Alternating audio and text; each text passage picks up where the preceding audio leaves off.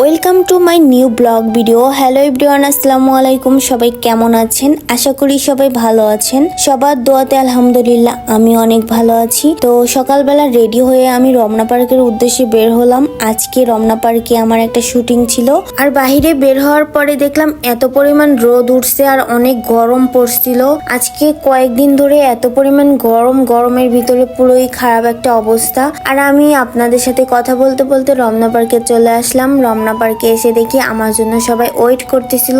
যেহেতু আজকে একটা প্রোডাক্ট প্রমোশনের শুটিং ছিল, তাই বেশি দেরি হবে না, খুব তাড়াতাড়ি শুটিং শেষ করে বাসায় চলে যেতে পারবো। যেহেতু আজকে কাজে তেমন চাপ নেই, তাই ভাবলাম শুটিং এর ফাঁকে ফাঁকে একটু একটু করে ভিডিও করব আর আপনাদের সাথে শেয়ার করব। বাহিরে আজকে প্রচুর গরম পড়ছিল, যার কারণে আমি বসে বসে ড্রিঙ্কও খাচ্ছিলাম। আর এদিক ওদিক দেখলাম যে মানুষের এত ভালোবাসা, কি আর বলবো। মানুষের ভালোবাসা দেখলে আমার কেমন জানি জলে। আমার জ্বলার কথা পরে বলি, আগে একটা হাসির কাহিনী আপনাদের সাথে শেয়ার করি। এইদিকে দেখেন একটা লোক হাতে কাঁঠাল নিয়ে বেঞ্চের উপর বসে একা একা খাচ্ছে, আর অন্যদিকে একটা ছেলে আরেকটা ছেলেকে ছবি তুলে দিচ্ছে। কিন্তু এই ব্যাপারটা দেখে আমার খুবই হাসি পাচ্ছিল।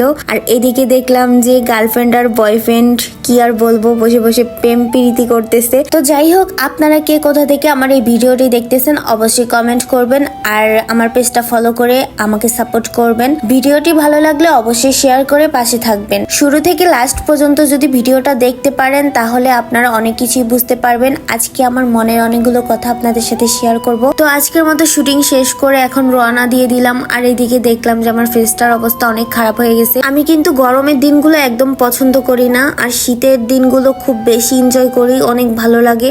শীতের দিনগুলো কে কে আমার মতো পছন্দ করো অবশ্যই কমেন্ট করে জানাবা। আমি যতই চাই সূর্য মামা থেকে আড়াল হতে, ততই সূর্য মামা আমার সামনে সামনে ঘোরে আর আমার পিছনেই ছাড়তেছিল না। এই গরমে ওয়েদারটাও কিন্তু অনেক সুন্দর ছিল মাশাআল্লাহ, সাথে আবার এই ফুলগুলো। তো এই ফুল গাছের নাম যদি কেউ জেনে থাকো অবশ্যই আমাকে একটু জানিয়ে দিও। আসলে আমি এই ফুল গাছের নাম জানি না। এই ফুল গাছের নিচে দেখলাম একটা আপু বোরকার ফটোশুট করতেছে। তো আজকে আমার কাছে একটা জিনিস এত পরিমাণ ভালো লাগছে, বিশ্বাস করেন আমি অনেক খুশি। তো আজকে আমি যে ব্র্যান্ডের শুট করলাম, তো ওনাদের পক্ষ থেকে কিন্তু আমাকে একটা গিফটও করছে। আর এই গিফটটা পাওয়ার পর তো আমি অনেক খুশি হয়েছি। আমার ফেসটা দেখেই বুঝতে পারছেন যে আমি কি পরিমাণ খুশি। আর এই খুশিতে আমরা চলে আসলাম কাচ্চিভেলিতে লাঞ্চ করার জন্য। তো আজকে ফার্স্ট টাইম মতিঝিল কাচ্চিভেলিতে আসছি। আজকে আমরা ট্রাই করব কাচ্চিভেলির মোরগ পোলাও। তো ফাইনালি আমাদের তিনজনের জন্য 3টা মোরগ পোলাও অর্ডার করে দিছে। যদিও আগের তুলনায় বাইরের খাবারটা এখন কমই খাচ্ছি, তারপরেও যদি এরকম ফ্রিতে খাবার পাই কে আবার ছাড় দেয়। আর কাচ্চি মোরগ পোলাও তো আমার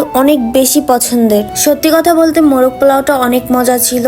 আর যাই হোক, লাঞ্চ শেষ করে এখন আমি রওনা দিলাম বাসার দিকে। আর এইদিকে আমার মনটা শুধু ছটপট করতেছিল, আমাকে কি একটা গিফট করছে, এটা কখন আমি খুলবো আর কখন দেখবো যে এটার ভিতরে কি আছে। মাঝে মাঝে আকাশের দিকে তাকিয়ে আমি ভাবি যদি পাখি হতাম তাহলে দেশ বিদেশ ঘুরে বেড়াতাম, টাকা পয়সা ছাড়াই ফ্রি ভিসাতে চলে যেতাম বিদেশে। সব দুঃখ কষ্ট শেষ করে এখন চলে আসলাম বাসায়। আর বাসায় আসার পরে আমার এই গিফটটা ওপেন করব। তো আপনারা কি দেখার জন্য অপেক্ষায় ছিলেন? তো এই খামটা দেখতে পাচ্ছেন, এই খামের ভিতরে কিন্তু আমার পেমেন্ট ছিল, আর এটা হচ্ছে আমার সেই গিফট। তো গিফটে আছে 2টা পারফিউম অয়েল, আর 2টা পারফিউমের ফ্লেভারই কিন্তু অনেক সুন্দর ছিল। তো যাই হোক, আমি কিন্তু অনেক অনেক হ্যাপি এরকম একটা গিফট পেয়ে। আমার প্রিয় মানুষটাকে আমি জানাই থ্যাঙ্কস আমাকে এত সুন্দর একটা কাজ দেওয়ার জন্য। তো আজকের মতো এখান থেকে বিদায় নিচ্ছি। আমাকে সবাই সাপোর্ট করবেন, আমার পেজটা ফলো দিবেন। ধন্যবাদ সবাইকে, টাটা বাই বাই।